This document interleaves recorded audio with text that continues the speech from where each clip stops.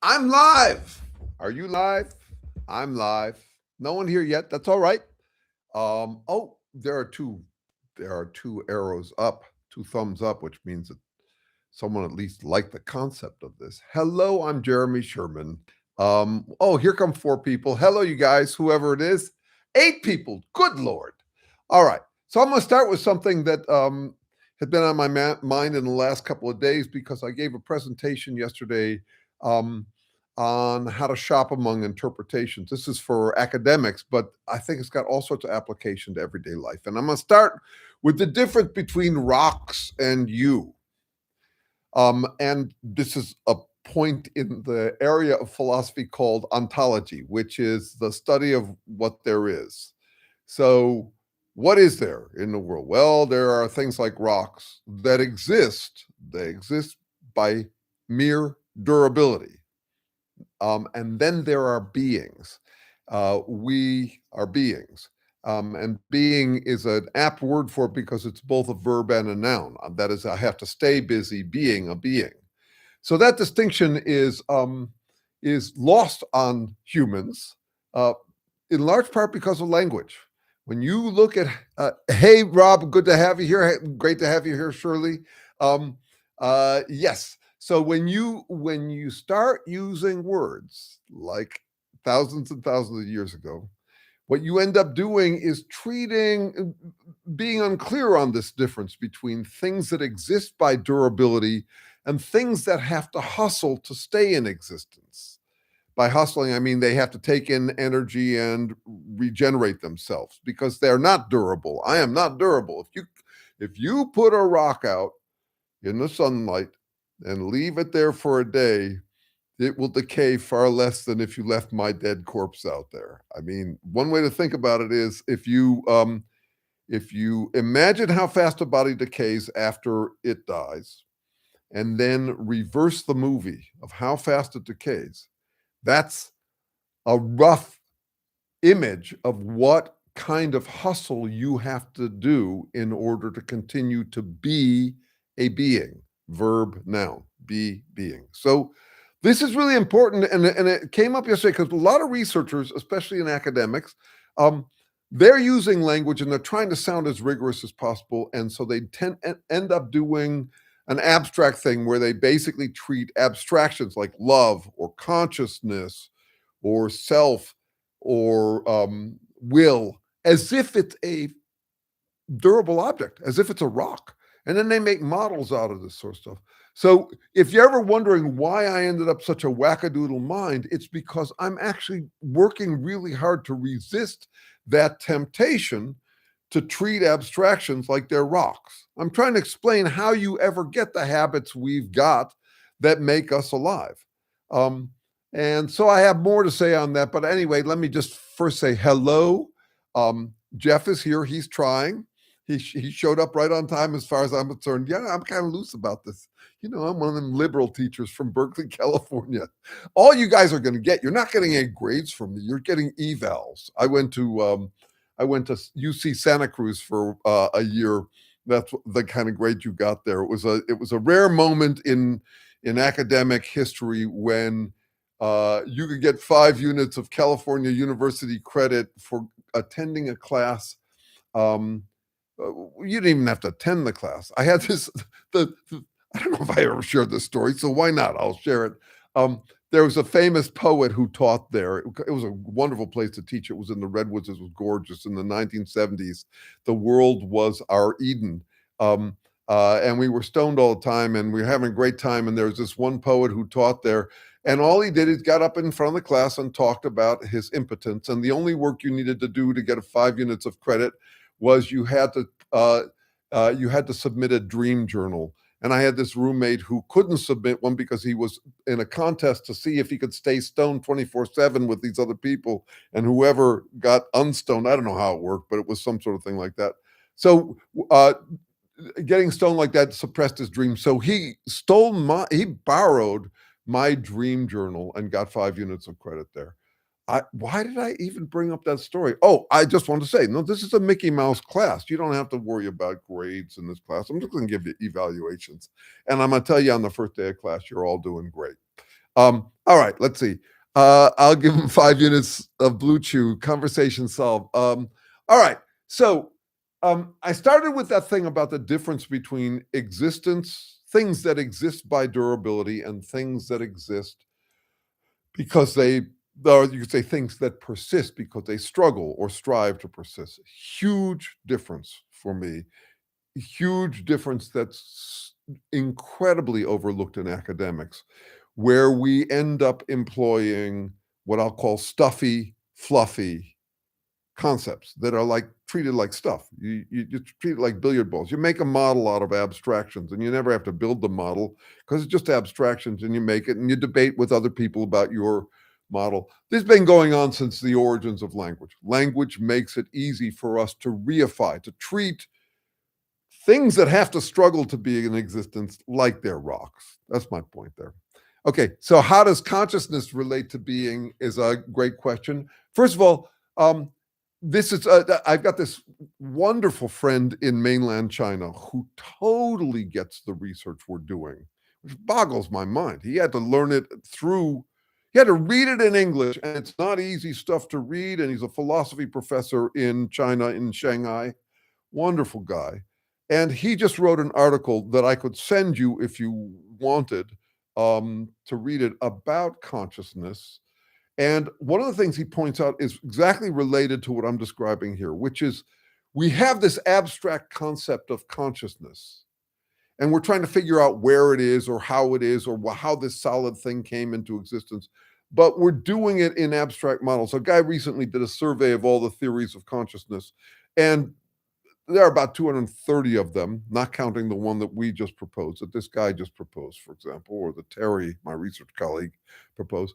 But they're not even testable. They're just abstractions. They're just abstract models about how it works. It's, you treat this thing as causing that thing. It's basically like making a kind of a pseudo machine out of abstractions.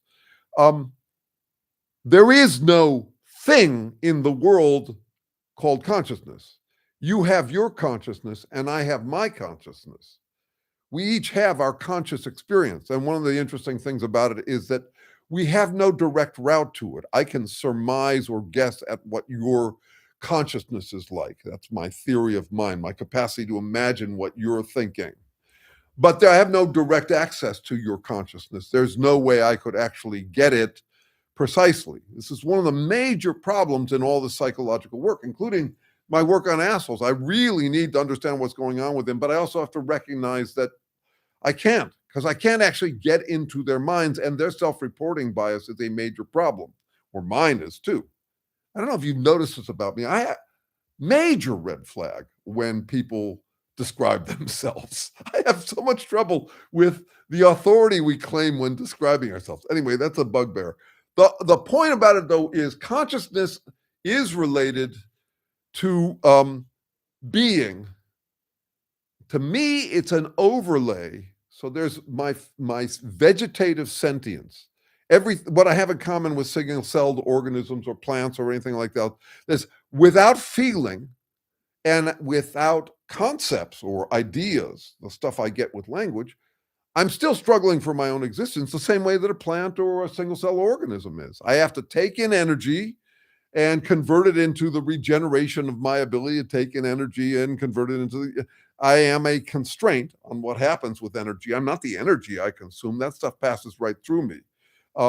But en route through me, I channel that energy into work that regenerates my ability to channel energy into work. On top of that, I've got neuronal sentience or subjective sentience, whereby I have pleasure and pain, feeling, sensation. I do think that thing rules the roost. That is, if you've heard anything from me, you've heard that humans are still driven primarily by comfort in our own skin. And I don't just mean physical comfort, because there's also this emotional and psychological, conceptual comfort in our own skin, which is a product of our confidence. I am paying more and more attention to the human need for confidence. That we get through affirmations, that we get through pep talks, we get through all sorts of default work we do where we say, well, at least I'm not this, at least I'm that instead of this, or at least I have that instead of this. But what is that emotional stuff trying to do? It's the responsive stuff that makes animals faster than plants. And what it's trying to do is restore equanimity. Um, yeah, an animal or a human can get addicted to giving itself pleasure, but the main response to pain is to try to get it to stop. And I would say the same about conscious awareness at the level of um, symbolic sentience. That's what we're engaged in right here, where I'm using words to describe concepts and all of that. What you get at that level is confirmation bias, which is if some idea disturbs me and makes me uncomfortable in my own skin because it's depleting my mojo, because it's challenging my confidence, I will tend to find a way to rig it so that I feel at peace again. And I could go further than that to describe why I would become just kind of like a hedonic addict, an addict to pleasure. Is one can have there's no end to how much confidence we might want to save up. I am paying attention these days to confidence hoarders or confidence addicts, like billionaires or people who just can't get enough status, power, or fame. Um, I'm actually interested in what you could call confidence socialism, which is everybody needs conscious confidence. We compete for it, yeah, but we should pay a little attention to not depleting other people's uh, confidence. It's kind of an alternative to the sado-narcissistic approach to confidence, which is I'll have more confidence when you have less confidence. I don't know. I'm just playing with that idea. But anyway, consciousness relates to body, to being through these three levels. The vegetative sentience that I have in common with all organisms, the neuronal sentience, the pleasure pain stuff I have in common with all animals, and the conceptual sentience that I have as a word user, where I'm floating in among all these ideas as are we all here. And you know what it's like to experience a buzzkill idea. And you know what it's like to try to tidy that thing up and get it, restore a state of non-consciousness is how we actually think of it. This Chinese writer I'm talking about. That is what I'm trying to do through consciousness is restore unconsciousness, to habituate. You know how you ignore background noises, you basically habituated to background noises that aren't a threat and all of that. So that's how it relates. And the idea of consciousness as a universal phenomenon in the universe, I mean, you get this from people who say that consciousness is operating on the quantum level. They're talking about some kind of generic physical property. That's not what it's like. It's subjective. Your consciousness is your consciousness. Mine is mine. They're different. Kind of a problem. But anyway, there it is. Okay. Let's see what we've got here. I'll give him 5 units of, okay, let's see. How does, okay. In theory, there's no difference between theory and practice. In practice, there is. I love Yogi Berra because he's a master of the Escherism, the phrase that turns back on itself. You know how much I love them and how much they're related to irony. What you might not know about them, because it's kind of a new thought for me, and it's just a thought. I mean, what you might not know about Escherisms is that how beings remain beings is through Escherism. That is from the way we're talking about it lately in the research group is Mobius loops, something that comes around twice before it comes around. It's but let me just give you an example of some Escherisms. My dad used to say, I haven't lived my life in vain for nothing. I like to say, no matter how hard I try to chase the truth, it will never catch me. There's ways in which any kind of paradoxical or self-negating statement keeps something in existence. In logic, they're called liar's paradoxes, and they're unresolvable. In life, one way to think about them is that they're infinite games. They're games you actually don't want to end. You're not trying to win them. You're not trying to shut them down. They're games that are maintained. Imagine if you're playing a game with someone, any kind of game, and you have alternating dominance. He's ahead for a while, then you're ahead for a while, and she's ahead for a while, and all that sort of stuff. Those are games that sustain themselves. So when I'm talking about being as compared to, as distinct from existing by durability, things that be have to have that looping quality to them. And so that's another reason why I like Yogi Berra, is that he gets that. Because he's a master of the self-negating statement. The liar's paradox is self-negating. It denies what it's claiming. That's where all my interest in irony comes from. Is it your authentic self? I don't happen to believe in an authentic self. I think that's exactly the Platonic idea applied to self-awareness. So we call it Platonic. We've also called it Cartesian. It's just language. What happens when you get language? What happened when we got language? At the end of the beginning of life, the first 4 billion years, we ended up with words. And at the end of the beginning was the word, and the word was God. What is the first word that humans come up with and play with and get obsessed with?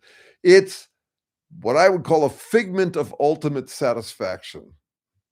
All-knowing, all-powerful, all good, and unified, whole. That's exactly what an organism would want if it could put it into words.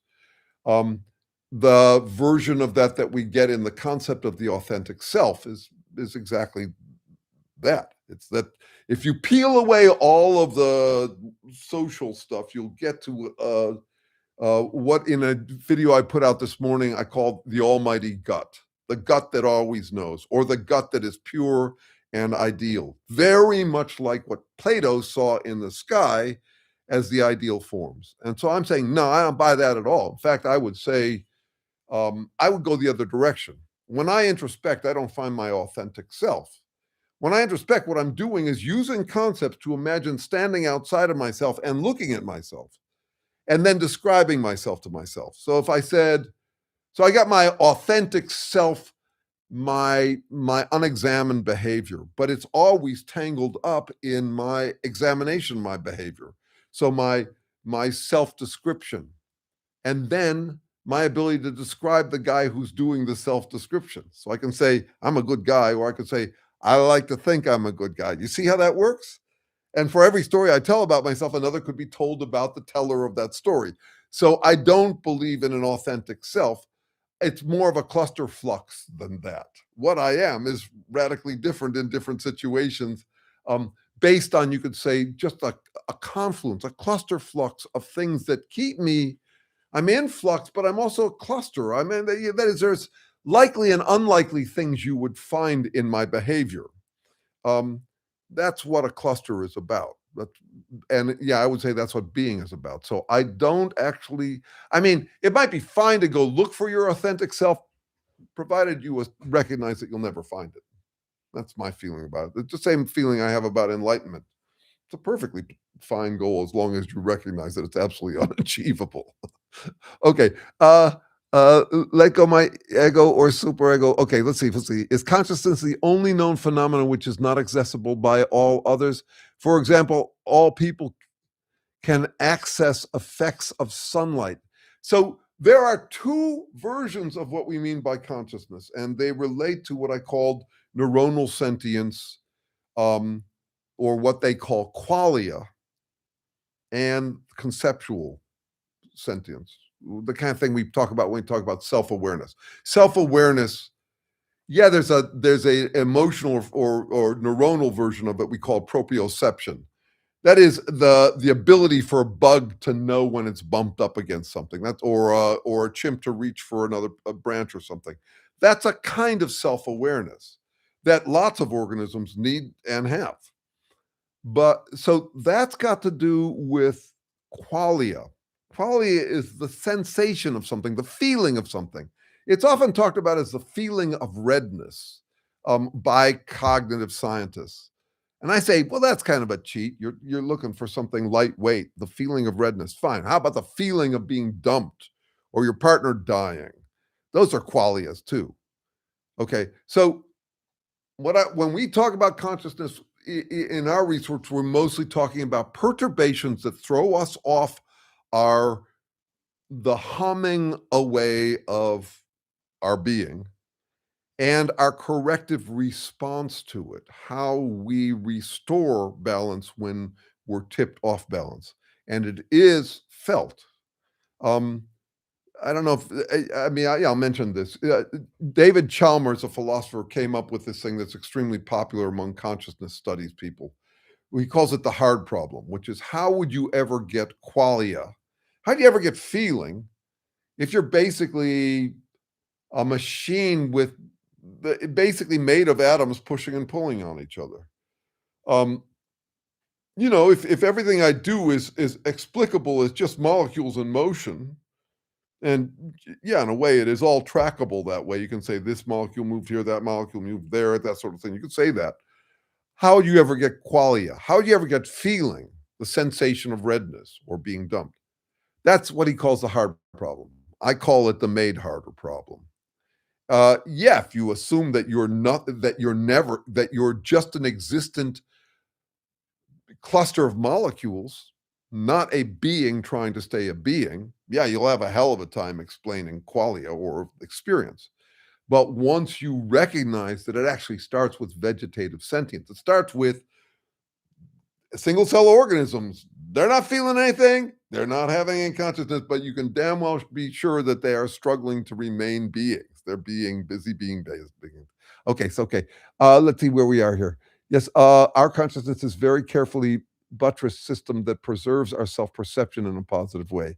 Chumley, I agree with that, and it's a super simple notion that easily leads people to the conclusion that I'm a cynic, that I'm saying that everybody just is out for confidence.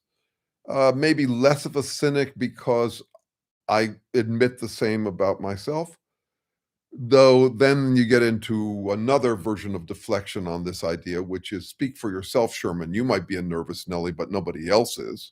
I'm certainly not. That kind of egotistical need for confidence, that's beneath me. I actually get this kind of response. So how to get this across? Because I think it's humankind's dirty little secret. And I think we're in real trouble if we don't get closer to recognizing that if you've got language, you're going to have all sorts of perturbations of your confidence. You're just going to, the way I've described it for years is you're trudging through a sandstorm of confidence eroding possibilities, all the real and imaginary, past, present, and future threats and missed opportunities that no other organism can imagine. So no wonder we're like hummingbirds for affirmation. I mean, it's just so fucking obvious that we would be thirsty beings because we need our confidence restored. The shit that comes down for humans, it's really hard. We don't half appreciate how hard it is for humans compared to dogs. I mean, they look like they're having a harder time. They don't get to wipe their butts with toilet paper or use a bidet. They have to be outside. Some of those animals, they live outside in the rain and it's a piece of cake compared to us because they cannot begin to imagine the shit we can imagine. So yeah, I think it's really interesting how much we need to not feel needy um, because we're needy. I just think it's amusing. Um, and also a profound way to get at what's going on with people. If you want a predictor of how someone's going to behave in the future, in economics, we say follow the money. I'm saying follow the confidence. Um, People will get their confidence by whatever means they can, whatever they can afford. People adjust to what they can afford, um, and yet they'll often get it through kind of magical thinking.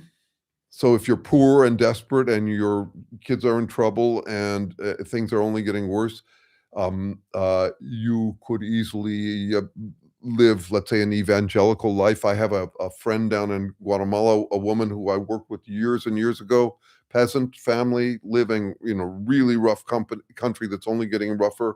We talked over Christmas. No, she goes to church 3 times a week, and I would not begrudge her that. God bless. I mean, I'm sure that if I were in her situation, I'd be doing that too. In the meantime, I think it's dangerous. I think it's dangerous if you can't somehow admit that you need that hobby of playing hero in order to survive. If you can't admit that it's heroic cosplay, it's actually dangerous. And I find it actually surprising that you can know that it's cosplay and still get the benefits of the cosplay, of the heroic cosplay. It's why I'm just fascinated by people who can say, "Oh, I believe in scientific progress, but I believe in Christ," or whatever.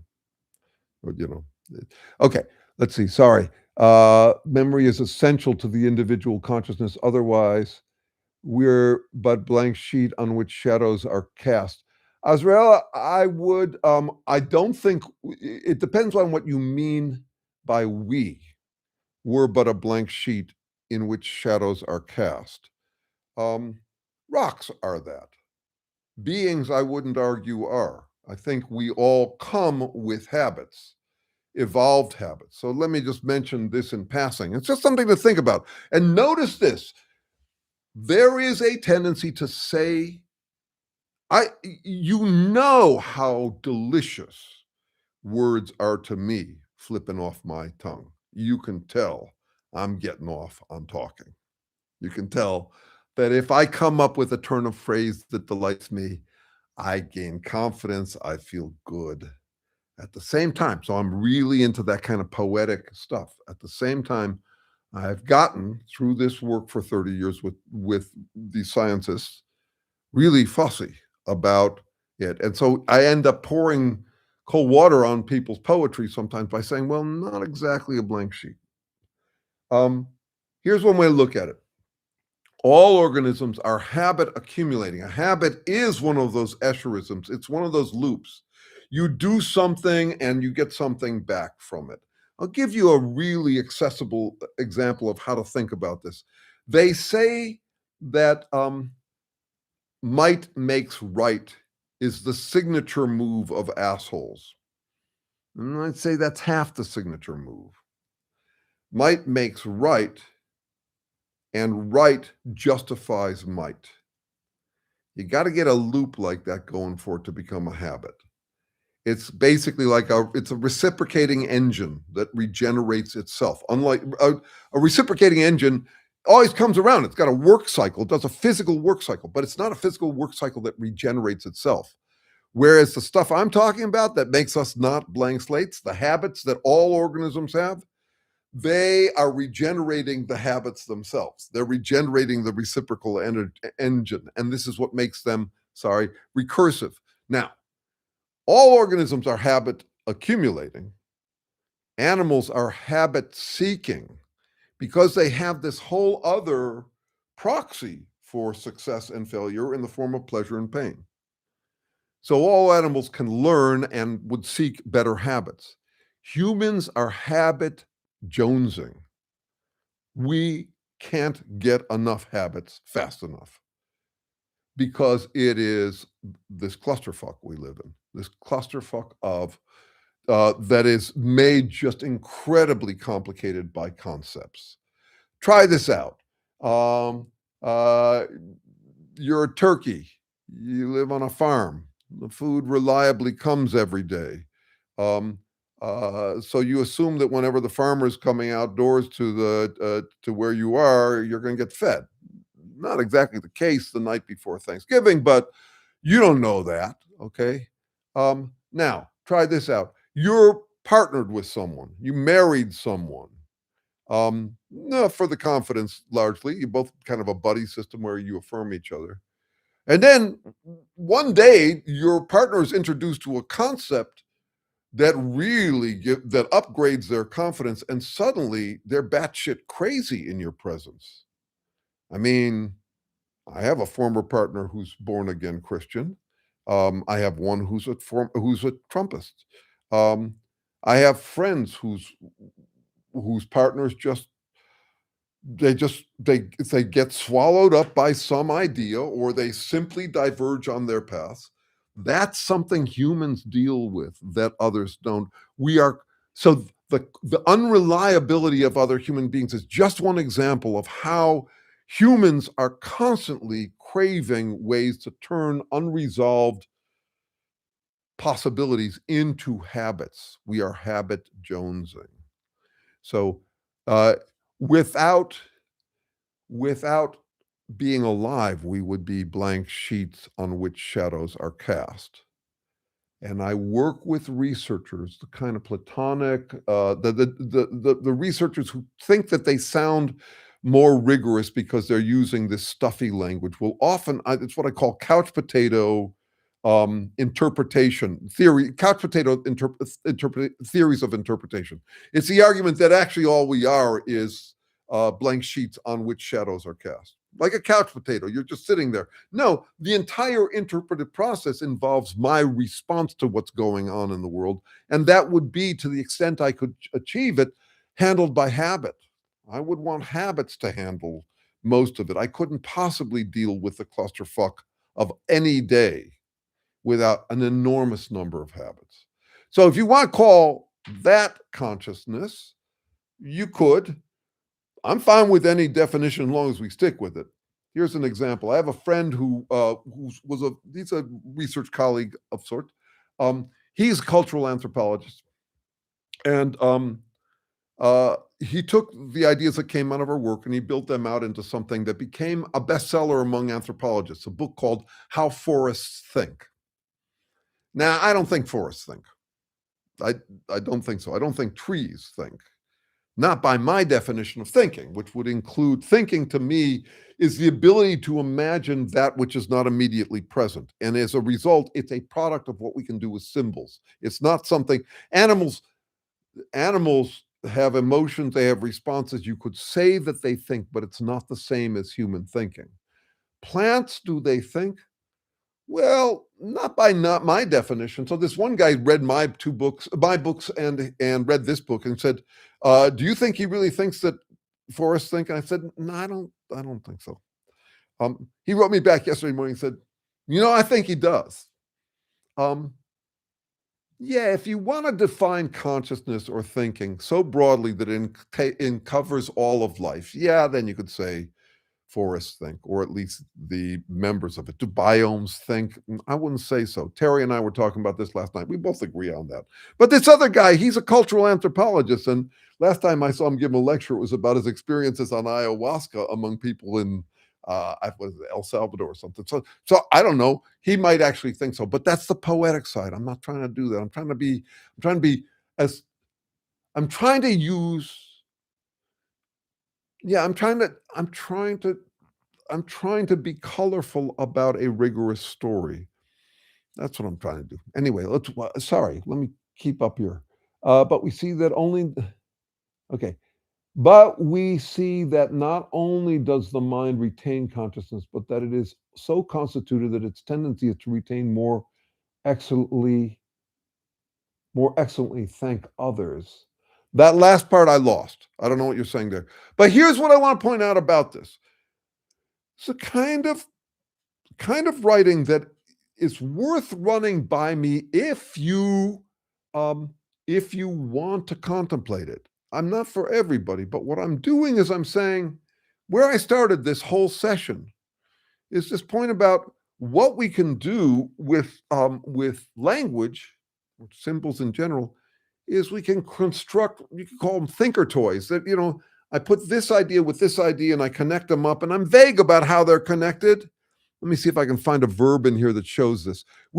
Mind retains consciousness. What do we mean by retain?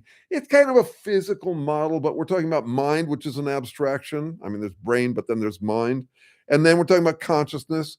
And we can kind of put them together, they're constituted, retain more. And now I don't know where the sentence goes after that, but this is what I'm trying to point out.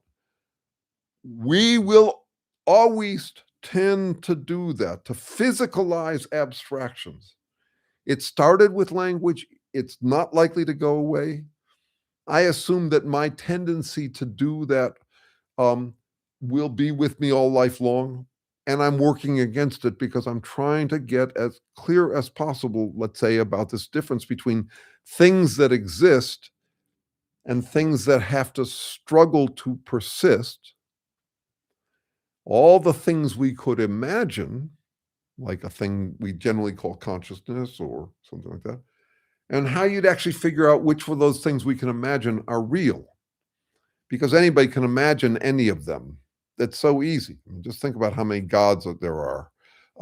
Okay, okay. Maintain a mystical atomical system, become a solar entrepreneur.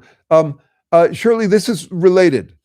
An mystical atomic system. Let's try this out. Today I received a package from Amazon. Okay.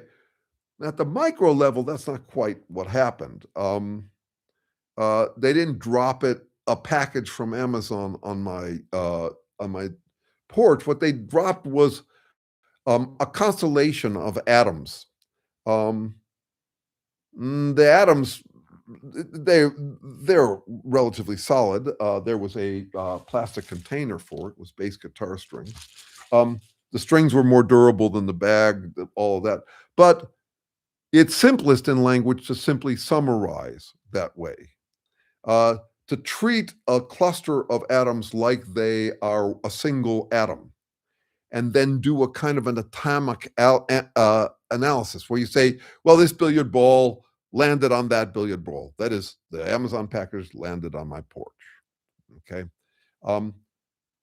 That's fine for every day. I can't imagine living without that kind of mystical atomic concept.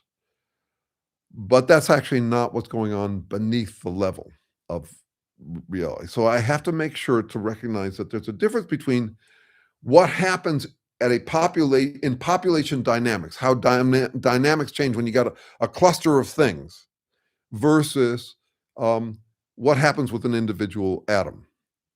So if I said, wow, your idea had an impact on me, notice what I've done. I've taken your idea and turned it into a rock, and by metaphor, pretended that it slugged my head, and that's how I got there, how I got it. Okay. So that's poetry. That's functional. I don't see how we could live without it. But if you're trying to understand what the actual fuck we are, you have to go beneath that and stop treating macro phenomena like it's micro billiard balls, something like that. The made harder problem. Okay. Ay caramba. Let's see. Maintain a mystical. Let's see. Did extinct human species have language?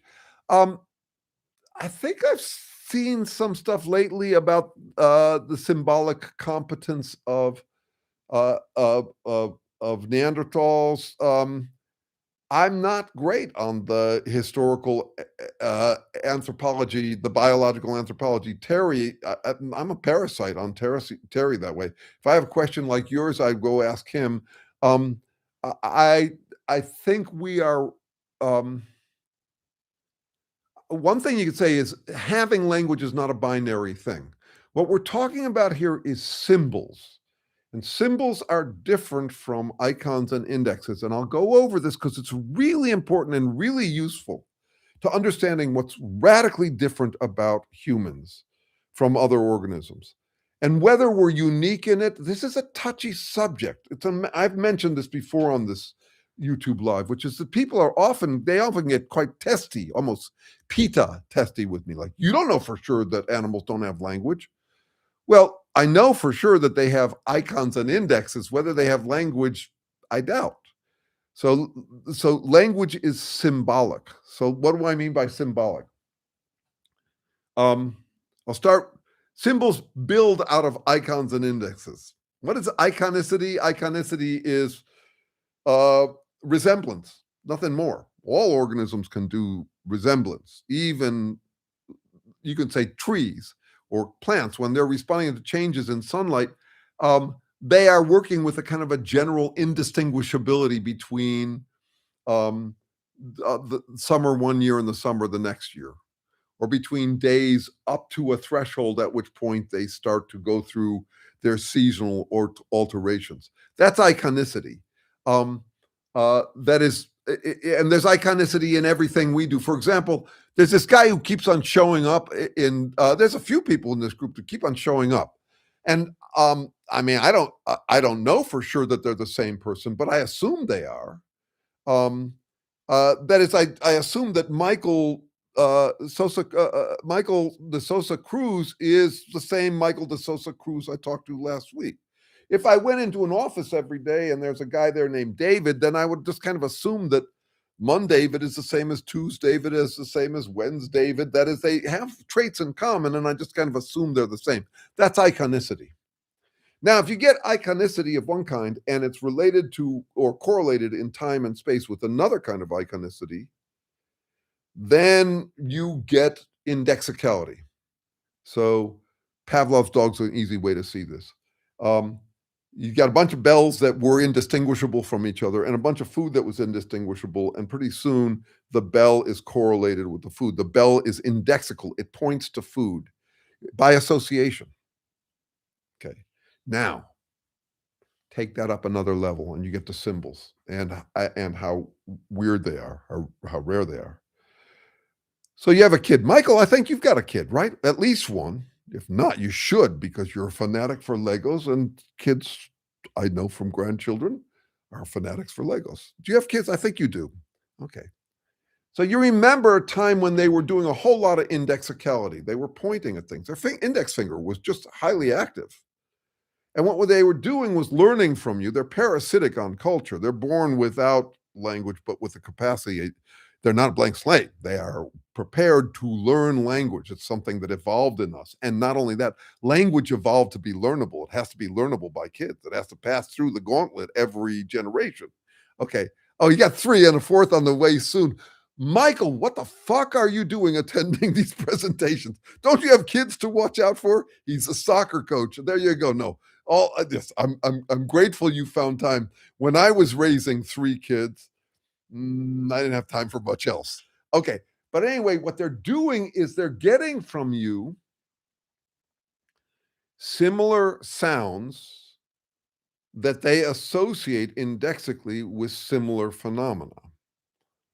Where they say, they point at something and you say dog, the word dog does not resemble a dog. No, actually, they were these new polished stainless steel strings that I find fascinating.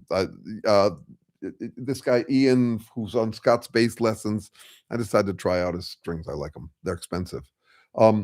Anyway, but so dog. At some point, your kid associates the word dog with dogs, even though it doesn't look like, smell like, sound like a dog. None of that. So it's not iconic. It's not indexical, but it's got a kind of iconicity of sound, so you can hear different people saying dog in different accents and all of that, and get a general threshold sense of it. So there's an iconicity there that you begin to associate with something in the physical world. And at some point, the kid recognizes that they can actually unground from the physical world. Because not only they have words, individual objects, but they learn how to connect them up so that they don't need their finger anymore. So he said, doggy. But at some point, they could look at you without looking at the dog and say, that's my doggy. That becomes the indexing finger. The word becomes the index finger. And so you end up with this whole collection of symbols that enable us to conceive of anything. Did non-Homo sapiens have language? They probably had precursors to it. One of the big questions is you don't suddenly end up with a full vocabulary. That's not how it starts. It has to start with some symbolic act. Terry, the biological anthropologist, speculates that there were unique qualities to the human condition at the point where symbols started to arrive, such that it became important to have marriage ceremonies, a ritual that is basically a promise not to mess with each other's wives. Major complication in biological reproductive success. Mother's baby, father's maybe. We always know who the mother is, but we don't know who the father is, and it's highly counterproductive to be provisioning other people's children. So that would have been an early social tension, and it's just a speculation that one of the first symbolic acts, that is something that's arbitrary and yet a social construct that is maintained by the society would be a ritual act that says, keep your hands off her. And I'm provisioning her. Don't you provision her. Would have been to advantage to the women as well, to the females as well. Anyway, complicated. Let's see, where are we? Word etymology. Archetypes play a huge role in that. Okay, so I saw God talking about music coming first.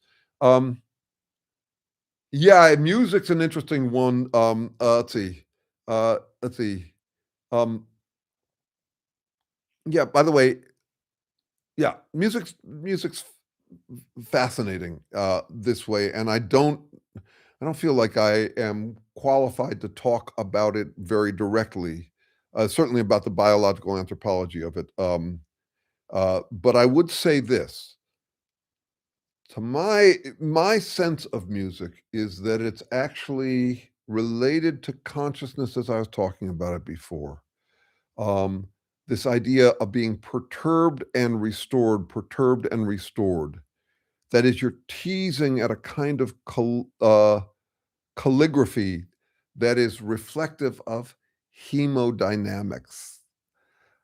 So I did a video a little while ago. Didn't do especially well. I should look up what it is because it's my first attempt to make clear a theory that Terry has developed, and this guy in China has also been working with. We all been working with. But let me see if I can find it here.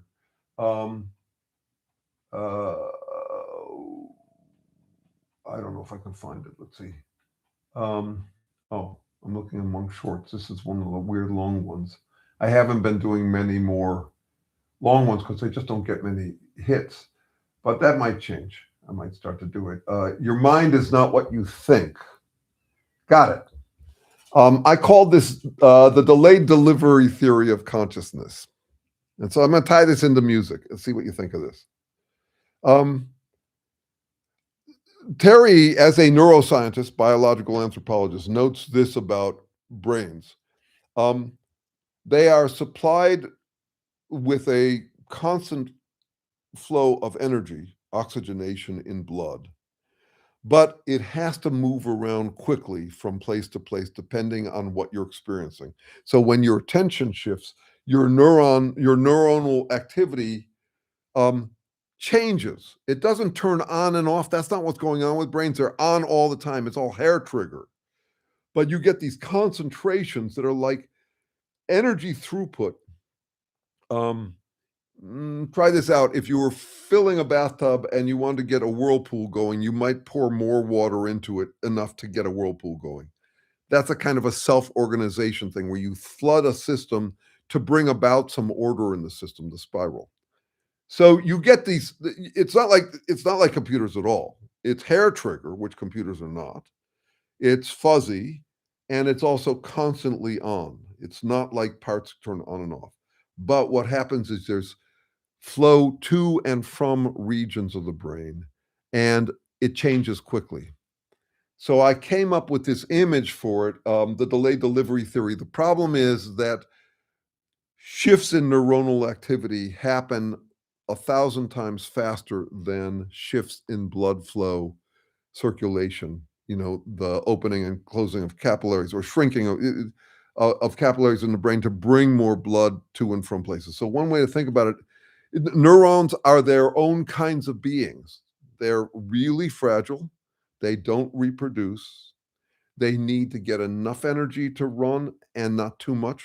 That is, if they run on too much energy or too little, they're at risk of dying. They're almost like alive, and they're stuck in a neighborhood. They can't move around. So the image I came up with for this, and it does relate to music, I'll get back to it, is imagine that you're stuck in a neighborhood. You're a guy who works in a certain neighborhood, and you need food, you need in order to work, and yet your work is all stop and go, fits and starts. There's lulls, and then there's just suddenly a huge demand, a rush job, that sort of thing going on. And so you order up pizza when there's a rush job, but the pizza delivery is slow. That's what Terry thinks qualia is. That's what Terry thinks emotions are. And that's what I think music is imitating. I think music is playing with, you could say, the blood flow the fluid dynamics. Um, uh, at its core, that's what's playing with, is the yearnings. It's an attempt to, I mean, eurythmy as an area of study is all about these surges and flows, the calligraphy, the inflections, all of that in music. How you achieve liftoff from the notes um, through pressure buildup, pressure letting go, the dissonance, consonance, all of that stuff you're playing with. Um, that's a guess at what's going on with music. Let's see. The band Ministry had an album titled "The Mind Is a Terrible Thing to Taste." Ah, okay. Yes, negentropy, self-organizing, or as they say, food for thought. That's right. So we're talking about delayed food for thought. Hey, Kyle, good to see you here, man. Let's see. I was hoping Paula would show up because I said something to her the other day and wondered if she took it okay. I don't know. We'll see. By the way, we are having the psychopractology study group tomorrow. That happens at 9 in the morning California time. And let me see if anybody's okay.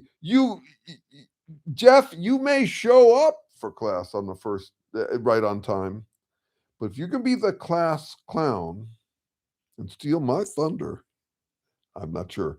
Jesus built my hot rod. Um, Jesus maintains my hot rod. I have been saying to a few, speaking of trumpets, you'll say anything to maintain your heart on for yourself, that kind of thing. What am I talking about there? Uh, Saul Alinsky says you should shame people for things that they'll be uncomfortable with it, but you're not uncomfortable with. So, yeah, maintaining my heart on for myself, that's actually kind of, it's an important priority for me. That's the thing about confidence, right? But I will ridicule these guys who claim that they're doing anything but that. They're speaking truth to power. And so, no, I have a piece coming out today about sacred cow tipping. I don't know if it'll come out today, but I wrote it today, which is if you tell me that you do hero cosplay for a hobby, for peace of mind and all that sort of stuff, man, I'll praise you. I'll respect you. If you come and tell me that you're a MAGA patriot and you're saving America, I'll tip your cow as hard as I can. It's just a business where we have to admit to our confidence, to our hard-on maintenance thing, sacred cow tipping. Yes, so that's what I'm trying to do. But not everybody's sacred cow, because if I go around saying I want to tip everybody's sacred cow, that's just me maintaining my hard-on at everybody else's expense. I am trying to tip the cows that are not that they treat as sacred. So I guess in that sense, it's completely right. That's my criteria for tipping cows is if you think they're sacred, I'm going to tip or at least tickle you until you wink. That's what I'm trying to do here. Say you've always been this way. You can ask any of my former teachers. Yeah, how many of them stuck with you? That's the question. Hey, Jeff. Hmm? Okay, let's see. When you're in it, you're not looking for reasons to not believe. You're looking for reasons to believe. Amen to that. Yes. And that's where the Platonism, that's where the dualism comes in so handy. Um, no, I mean, one way I've been thinking about religion as a grooming for fascism is that you start out with a idealistic model. You start out with God and all of these wild card trump cards. Any abstraction that I treat like it's an existent thing, whether it's God or consciousness or something like that, it's kind of a wild card trump card. It's like I'm saying, I'm pulling this thing out of this other realm. You can't test it. You can't prove me wrong because I have this thing. That I say that there's this thing called God. You can't prove me wrong. Um, uh, because it's from another realm. That is, there's no empirical testing whether there's a God or not. It's not knowable that way. It's an abstraction. Maybe there is. You can never prove me wrong. And it's also a trump card. So you start with something like that. And you start with a model that you claim is the last word model, last word wild card trump card model. And then your entire career, your entire wasted only life is spent adding epicycles, adding ways to say, no, it's still true. No matter what evidence you get, you're in the business of, this is what religious apologetics is about. It's basically defending your pat answer to everything, your final solution, your solved reality model against anything. And how do you do that? By adding more dualistic qualifications, more abstract things. Well, no, God, he has this thing, or he has that thing, or he's not. That wouldn't happen because of this or that. That's hypothetical. All sorts of ways to dismiss it. I've gotten quite a few this last week. It's interesting. So I was for a change for after a year of losing subscribers at a rate of maybe 40 a month. I started gaining them again, and that felt good. And then around Christmas, I started to put out some things that were disrespectful to Christian authority. And suddenly I started to see the plummeting again, which I don't mind. I mean, I'm not for everybody, and I'm trying to point this out. Not just about religion. It's not about religion. It's about this thing, the idealism that any human can do. I mean, I'm as busy saying, I'm as busy talking to scientists who say that to treat information like it's spirit, or treat consciousness like it's spirit. These vague, abstract notions. But I do talk about religion because I think it's gotten to be a real problem, and we need it a lot. And the number of people who simply come in, gangbusters, proving my point by saying, "You're wrong. You don't understand anything about it." One guy this morning, he writes to me and says, "Yeah, you totally missed the point. There is no other path to God but through Jesus." And so I said, "Thank you for straightening me out. I needed someone to tutor me on the way reality works." But here's the thing. You just made my point. I think my guess is that you humble yourself before the Lord because it entitles you to lord it over everybody else. It's exactly what the Trumpists are doing. It's exactly what any ideologue would do, is that kind of platonic move. I've seen the light. I've taken the red pill. I am now entitled to tutor the world. There's just the pretense of it is just amazing. And because they feel so humble while they're actually going out and telling everybody how the world works. It's no, that's masturbation in public for sure. And there's room for masturbation in public, but better at dance clubs, I think, than religion, because religion takes itself seriously. And after a dance club, you zip up and go back home and get back to work. Something like that. Okay, while you're in it. So I think that's the point I'm talking about. Is what you want is what I'll call a hermetic hermeneutic, hermetically sealed. That's right. Humble thyself so that I can humble others. Yeah, that's what the breakthroughs are about. That's what it's about. It's seeing the light so that you can now turn off the lights internally. You have no more introspection and just beam the light at others like the policeman. Yeah, it's power and control. And I'm trying to flesh out, Shirley, how it is. Because I can say a thing like that, but that's kind of a conclusion. I'm trying to figure out, okay, what is it about humans that want that? And by the way, I like power and I like control. I have not met anybody who doesn't. When we talk about wanting free will, what we mean is freedom to impose our will. And so I don't ever want to say those words as though they are the pathology of benighted souls. So religion is power and control. I agree with that. And I'm trying to flesh out how it is. And I'm also trying in the meantime to look at, okay, well then what does that say about me and my desire for power and control? To give you an illustration of how that plays out, because I can't just say, yeah, I do it too. I have to actually be able to identify places where I do it too. I have to be able to say, I have to put myself in other people's shoes and remember when specifically they were my shoes. This is so far an easier conversation than the ones we're having every other Sunday where we get together on Zoom. Easier for me, might be harder for you. Why? I have power and control. I can ignore any text from Jeff Cheney being a smartass. I can, and I get to control the conversation. Can you imagine how much of a tickle this is for me? to be able to do this. The other conversation is a little harder. Why? Because I got other people's power and control to deal with.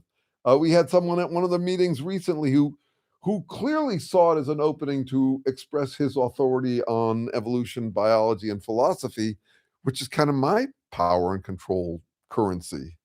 So you see how that works? I have to be able to say, I see where I got that thing going on too. Uh, the live stream is like playing pinball, and Jeremy is the ball, and the comments are the flippers. It's true. Do you see what Paula did in the last one? That was amazing. I mean, I had just finished reciting a poem, and she barged right in, and flipped me right out. Okay, that wasn't a big deal at all. Bless her heart. I'm starting to just say to people that want to argue, can we just put the BS aside and be real for a minute here? Yeah, I have trouble with that. Okay, this is where you gotta know what you're walking into with me. You first of all, you don't have to be here for my comments on that. Um, I had this guy who once said to me, "If there's one thing I know, it's bullshit." I thought that was just the most pretentious thing anybody could say. Trumpiring, exactly, Michael. That's what I'm talking about. So if you're in the habit of saying, by the way, I want to argue. I'm eristic. That's the Greek term for it, eristic. And I'm eristic on account of people suffer from amathia. Amathia is a Greek word meaning smart idiot. That is people who use their intelligence to defend their position. I'm gonna actually take what you said, Azrael, and thank you for bringing it up because it's really important. And I'm gonna play it out in a conversation, a debate that I've had with Terry for the longest time. So the problem with conversations or debates is that where the question is, where do you get off? So I'm now playing this game with my 5-year-old grandson. It's basically the argument clinic from Monty Python. We just start a fight where he says no and I say yes, and I say no, he says no and I say yes, and then I say it's ridiculous, and then he says no, it's not, and then I say no, yes, it is ridiculous. We shouldn't be doing this. No, it isn't ridiculous, and we go back and forth, and we go up level after level. Now I've also illustrated this problem with debates. This is getting back to your thing about what's bullshit, what's not bullshit, all this sort of stuff. Try this out as a debate and see where it goes. This is just my standard go-to to show you that where you get off is a real problem in conversation, and it's not solved by saying let's get real or let's deal with facts. It's not. It's actually a bigger problem than that, and we don't understand it well enough. But it goes like this. Mom walks into a room and sees her 2 kids, boy and girl, fighting with each other. She says, "You kids stop fighting." The boy says, "She started it." The girl says, "No, I didn't." Mom says, "Well, I don't care who started it. I just want it to stop." Dad comes into the room and says, "Oh, let them fight. It's okay. Don't worry about it." Mom says, "It's driving me crazy." Dad says, "Yeah, but it's good for them." Grandma comes in and says, "You know, you shouldn't be debating in front of the kids how to raise them." And then Grandpa comes in the room and says, "Don't tell them how to raise the kids." That's 6 or 7 layers of levels of conversation, of arguments about arguments about arguments about arguments. About. It's what meta often means. Up, out. Up out of this content to talk about it from a different level. Arguing about arguing about arguing about arguing. Now, Terry is a master of this stuff. I am too. That's where we play in the realm of meta. Just nonstop. It's where we play. At the same time, he's married to a psychotherapist. And he has a rule at home, which is he won't go meta. Sometimes that has affected because psychologists go meta all the time, and it's often quite treacherous. If you've dealt with, just try this out. I'm not saying she does this, but it's something that's very common. Suppose I said, "Hey, yeah, we're arguing about this, but let's step out of it. Let's get real. I'm going to step out, and I'm going to drop my ego and bullshit and all that. I'm just going to step out and observe it from this view from nowhere, this outside view. I'm no longer in this argument. I'm outside of it, observing it neutrally, and I discover as I do that the problem is all you. See the problem there with going meta? It's a real dangerous thing to do. It's trumpiring. You're umpiring it. You're no longer in the game. You're acting like the person adjudicating the game, deciding who wins, and it's going to be you. Okay, that's the danger with going meta. So Terry, for a long time, said, "I won't go meta. I want to stay at the ground level." And that's where I said, "Can we?" That's his version of, "Can we just put the BS aside, and be real for a minute here?" That was his version of it. And occasionally Terry and I would get into conflicts and he would pull that shit on me and I didn't like it. Now I'm deferential to him, but I didn't like it. And so when we're talking about in the abstract, I said, that doesn't work, Terry. You can't actually you can't actually umpire the thing back to the ground level because um, the debate is about the ground level. Think about it. Each one of the people who entered that debate I just described, grandma, grandpa, dad, mom, the kids, they all have their sense of what the priority level is. That's why I bring it up as where you get off. Where do you decide is the right level to debate at is a lot of what you're debating.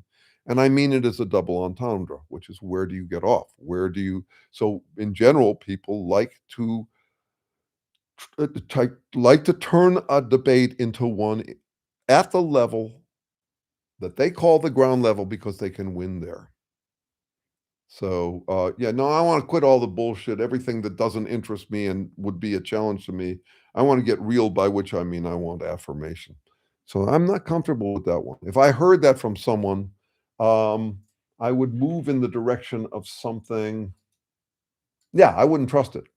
So keep that in mind. Just, I mean, or don't keep it in mind. It's an idea, but it's an idea I like to be snagged with. I don't want to do that. I'm gonna say I'm looking up something short I wrote that relates to this. That's been a productive week. Um, I wrote this thing, a limerick called "Apathy and Age." The closer to kicking the bucket, the more one's inclined to say "fuck it." All the stuff I've erected didn't yield as expected. I give up, and the whole world can suck it. I don't feel that way, but I do feel that way. I just don't act on it. Here's, I'm just looking for where I wrote this. Yeah, it's short and a dabble. Um, I coined the term armadillitantes this week. I'm sensitive about my shallow dabbling and strong opinions. If you expose me, I'll roll up into an impenetrable ball. If you poke it, I'll roll away to some other position, muttering that you missed by misunderstanding me. Um, uh, anyway, let's see. Let's see if I can find this. Basically, what I said is, I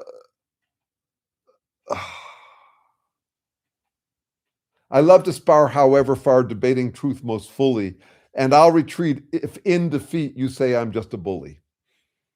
Um, yeah, it's just really fussy about how to fight. That's what I ended up being. Okay. It's just me being non dualist, certainly not trying to win at anything. Oh, God, am I going to be a pain in the ass to you? Sorry. I hope you come back. I never, when someone says I'm not trying to win at anything, that's a red flag for me. That's exactly what I'm saying I have trouble with. If someone says, I'm not trying to compete implies that um, the other person is, and it gives one a clean bill of health. I will be back. Thank you. I'm glad of that. Yeah, because this is all stuff that, I mean, just take it or leave it. But I'm playing with. See, this is just kind of fundamental for me. It's really related to the conversation tomorrow. I don't believe in kindness towards everyone. I can't. Um, if by kindness you mean accommodation, and I think that's what we mean by kindness. I do not believe we can, we will, or we should accommodate everybody. But I do believe we are all the same kind. And so it's really important to me in debate not to trigger people into infallibility death matches where I play trumpire, where I feign neutrality, where I get up on my high horse and say, let me be the judge of what's appropriate in this conversation, because I know that's going to start a mindless competition over who's the authority on everything. If I feign innocence, I'm asking for it. My fucking sacred cow is me, and it deserves a tipping if I do anything like that. So I mean, one way to think about this is, uh, these are just my opinions, but I have to demonstrate through my behavior that I know they're my opinions. So we don't fall into the authoritative death match where either you're right about everything and I'm wrong about everything, where you're basically jockeying for who's going to get to decide what's fair and what's foul in our debate. That can't be. I will try to yank someone off their high horse. I will get extremely unkind with them if I have to, but not so I can mount the steed instead. So I'm always looking for the words that I will not take from other people and will not deliver to other people. And then there's a loophole there, which is if I'm dealing with someone who is consistently committed to those things, I will dish them back out at them. I don't believe in the golden rule, but I do believe whatever you use on me is fair game for me to use on you. But I have to remember I'm using it. It's a trick. It's not actually, I'm not on a high horse. So when I'm dealing with an asshole, I don't feel obligated to say, yeah, it's just my opinion and I could be wrong, but you're an asshole. If I want to, I'm fine tolerating the argument from on high, you're an asshole, or you're an absolutist, or you'll say anything to get what you want. In general, I'll still subjectively caveat it by saying, I'm betting this is what you're doing. The same way that this morning with the Christian, I said, I'm betting you got into it because you can humble yourself before the Lord and then lord it over everybody else. I did include the subjective caveat that makes it clear that I'm not the objective authority. But I don't feel absolutely obligated to that, but I do have to remember that I'm not the objective authority. It's really dangerous. I know of multiple possibilities. I always weigh out all options. That's just impossible. I'm sorry. I'm sorry. So this is the thing. Do you actually think you weigh out all possibilities, all options? I mean, I just don't believe anybody could. Let me just put it this way to humble it. And then illustrate it with the story of someone I dealt with, the Trumpist, who was fascinating. Um, I could never claim the same. I have a PhD in evolutionary epistemology. I have studied how organisms from the ground up shop among possibilities and weigh out options of interpretation and response. That's what I study. I would never claim what you just claimed. I could never. I just said something as if I'm an authority on myself. What I'm saying is that I can't say. What I can say is I would try not to ever fall for that self-congratulatory sense of myself. And because I think it's got to be born of a self-credibility that I find difficult to deal with in anybody, in me, in anybody. It's got to do with what I'll call feelism. This is a paradox, which is that the stronger our feelings, the more we feel like we're not feeling, but seeing reality directly. And I think that's a real ironic problem with humans. It's where revelation comes in. It's where revelation, whether you're Christian or you're buying, St. Augustine's Revelations, or whether you're an ayahuasca taker who thinks you've seen reality, you've biased the shit out of your system with a bunch of emotional biases, and then you feel like you've seen the light, you've seen the reality. So, no, I study how we shop among likelinesses and unlikelinesses, and I could never claim that I always weigh out all options for what it's worth. Okay, so here's the story. I might have mentioned this one before, goes without saying, but bears repeating. I got on Facebook, I became friends with a bass luthier who happened on the side to be a MAGA freak. And we started to talk, and we were talking about basses, and it was pleasant enough. And then I switched it to talking about MAGA, and he wanted me to know from the get-go that he was a critical thinker, and that he was only interested in what was real, that he had no use for the BS. And I said to him, I could never say the same about me. And he said, no, no, no, you don't understand. I could take a lie detector test. I mean, I give myself full credit for being, um, just for being real, not into bullshit. MAGA guy. I'm betting he was told to say this by his church leaders and stuff like that. You're a critical thinker, all that sort of stuff. And I said, first of all, you haven't taken a lie detector test. And second of all, there's a difference between being honest and being realistic. Honesty and truth are different things. Obviously, lots of people honestly believe untrue things, and I can think of no reason why I'm an exception, nor you. And it didn't last much longer. He did at one point basically say to me outright, this was the sweetest thing I've ever gotten, which was, Uncle, you're hurting my thinking. Basically, he wanted it to be simpler than that. All right, all right, all right. Half a joint 13 minutes ago. So maybe the weed. Well, I will say this for weed. It does make me. It can produce that sensation. Um, uh, it can make one feel glorious, and I love that feeling. I live for that feeling like everybody else. And I think I'll end with this poem that gets at it beautifully, though not about pot, but about alcohol. It's a poem I love so much that I memorized it, but I'm going to read it to you now just because it's been a little while since I've recited the whole thing. Um, uh, and you can look it up. It's called Terrence, This Is Stupid Stuff. And when I first met Terry, I recited the whole thing to him. This was in 1997. Because it related so much to where our affinities lay, um, in a kind of power of neutral thinking, a soberness that isn't filled with congratulations. So self-congratulatory stuff. It's called Terrence, This Is Stupid Stuff, and it's his friends talking to him. He's Terrence, and saying, "Let's get drunk. What the fuck are you doing talking about all this sober shit?" Okay, that's what the poem's about, and it ends with a little bit of a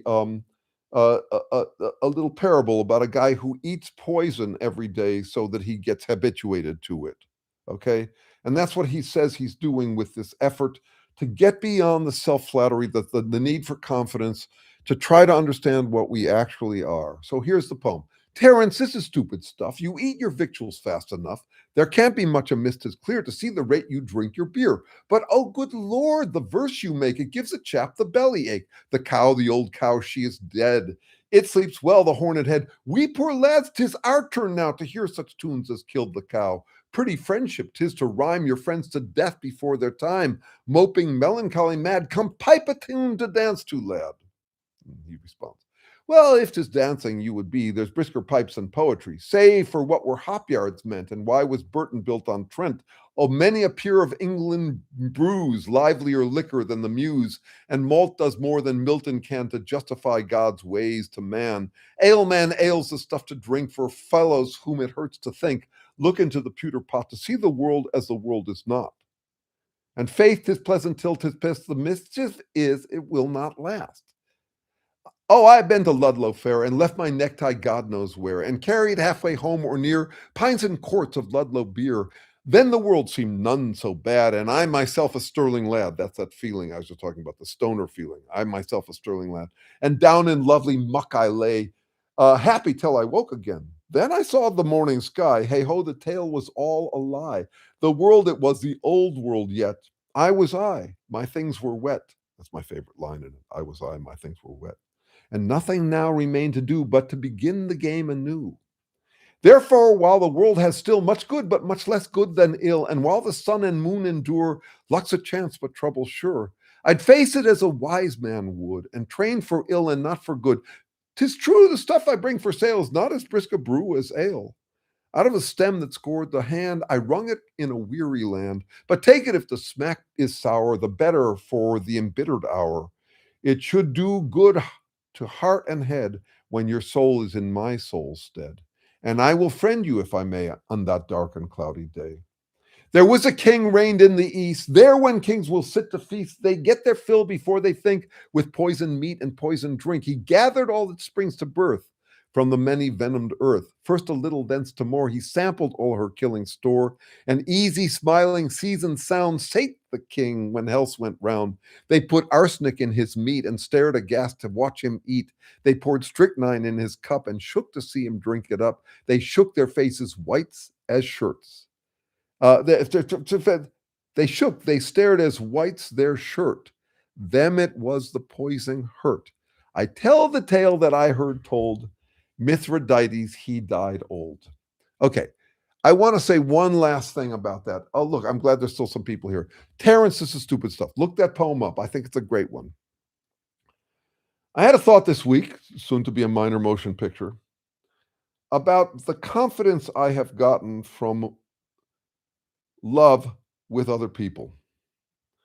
And in some cases, in some lives, that love is reliable and lasts a lifetime, almost to the point where you could say it was unconditional. The confidence I got from falling in love with people who fell in love with me, because it's like they're finding a sacred confidence cash cow, a sacred confidence cash cow, mixing metaphors. But those cows eventually tipped, in my case. I mean, people come and go. I'll be dazzled by the endorphin rush, the endorphin rush of being endorsed by someone. And then I'll find out actually they're not my kind of people, like the partner who went off and became a born-again Christian. Or they find out I'm not their kind of people and all the uplift I got is now plummeted. Or they die, or they move on. Relying on the love or intimacy with other people has not in my life proven that meaningful. Maybe some of this is being 70 and all of the drama around that stuff that I had growing during most of my life. I look back at it and say it didn't amount to a hill of beans. It wasn't that important. This was another person. Their endorsement didn't mean that much. The intimacy comes and goes, and I wouldn't begrudge them that. I would never want to love someone so much that they have to bend their life out of shape in order to keep me happy. And I wouldn't want that kind of love either. I think we need to give each other our only lives. So the coming and going is I'm fine with that. And then the question is, okay, well, what am I do with that? Well, what a lot of people do is they go abstract and they say, well, at least Jesus loves me. I walk with Jesus, or I walk with God, or something like that. So you have an imaginary friend who you can maintain intimacy with. And I don't begrudge people that. It's just not what I ended up doing. And nor is it what we're doing in this group. We're not doing it about me. We're not doing it about some idea I have. I'm not going to do the fucking Jordan Peterson jerk off, circle jerk. That's not interesting. What is interesting to me is intimacy with reality. From what I can tell, the only rule in life is adapt to reality or die. I want to hold no God higher than reality, not even myself. And this comes back to the thing with Azrael, what I'm just talking about, which is I have to recognize my appetite for affirmation, for endorsement, if I want to manage it. I cannot deny it. So I have to say, I hold no higher God than reality. I aim to hold no higher God than reality, not even the most tempting God to hold higher than reality, me. Okay? I want intimacy with something that doesn't love me back. Reality doesn't love me back. I've lucked out. I've found a pocket of reality where I'm quite sustainable. But if I think about what reality actually is, no, it's indifferent to me, and it has no use. I cannot trade in the currency of self-congratulations with reality. It's just not. Reality isn't an entity like that. So that's kind of where I like this poem. This guy is trying to make a case that intimacy with reality is worth it. he ends up saying it's worth it because you live longer. That's that law I just named, which was that the only generalization I can make about life is adapt to reality or die. So yeah, maybe I could live longer if I am adapted to reality, though there are plenty of evidence that we don't live longer if we don't believe it, if we don't indulge in magical thinking, something like that. But anyway, no, it's a life I've chosen, and reality doesn't love me back. It's lovely to have people like you to talk with about reality, for us to just sit here and speculate as neutrally as we can possibly muster about the whole ball of wax and us stuck in it, and to laugh at it, even at Jeff Cheney's terrible jokes. You still here, Jeff? I'm just jiving you. Your jokes are no worse than mine. Um, but anyway, that's where that's what this is about. We're trying to get intimate with reality, even though reality doesn't actually love us back. And I'm fine with that. I think it's wonderful, and I think it's wonderful to be here with you. So let me see. Is it? We got 5 more minutes before my billable hour. This is free, and you understand. I also turn off the advertising. The sacrifices I make for you guys. Sacrifices. This is a total. Can you imagine what an orgy this is for me? Can you imagine what this would do to my confidence for the rest of the day? If I cared about my confidence. Obviously, I'm way too selfless for any of that. Um, but if I did care about it, this is, I should be paying you to be listening to me like this. It's great fun for me. I hope it's fun for you. Anybody got any last little thing that they want to run by me besides smiley faces and laughy faces, which are good? Happy New Year's, everyone. I'm there. Um, what a year we're in for. Jesus. Venezuela, all that. Keep tracking it. I'll say this just as one last thing. You probably have friends who are no longer watching the news or following it closely because it's too heartbreaking. I know that feeling. There are things I can't watch before going to bed, and that's weird from me because I watch the most vulgar and violent TV and go right to bed and just nod right off just fine. None of that. But when it starts to get real like it is, it's more disturbing, harder to sleep with it. I am saying leave that to the people who are really stressed. If you can afford to, look at reality. As much as you can afford to, do not indulge. If you're living a relatively comfortable life, face into reality. Don't use it as a excuse to not look at it. I wrote something this morning that pertains enough that I'll just mention it here.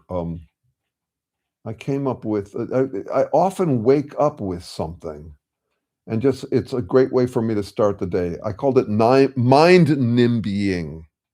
I vote for those who protect me from having to see the damage I cause.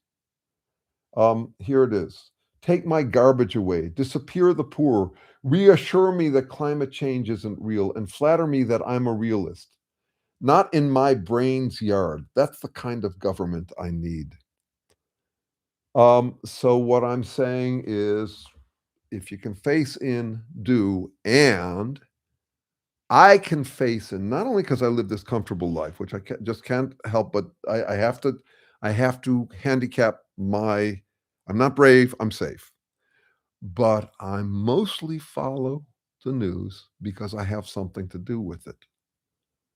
Because I am trying to understand reality. I'm trying to solve for pattern. That's what I'm inviting us all to do here. It's fun to it's easier to tolerate the news if you've got something to do with it. I don't run much on hope. Kind of a macro hope, sure, but I don't find it a reliable fuel, especially these days. But I do run on curiosity and productivity, and that's what keeps me following the news. Okay, uh, just fun today are blankets and not invincible armor. Beautiful point, Jeff. Um, See, I knew you could get serious if you just gave it a try. No, that's a beautiful point. Thank you for that. We're going to end on that. Security blankets are fine. Just don't forget that they are blankets and not invincible armor. That's a paraphrasing of something else, which I say often. It's my main message. It's good to know what you're trying to get across to Trump supporters. And I'm not trying to get across that my morality is superior to theirs because it's a useless message with them. They like that my morality is more serious than theirs. It means that I'm hamstrung and a loser. But my point is self-love is important, but get a room. Don't let it go to your head. Zip up after, and don't turn basic infrastructure into your uh, circle jerk vanity project. And on that note, may you enjoy your circle jerk vanity projects in private, and I will see you next week.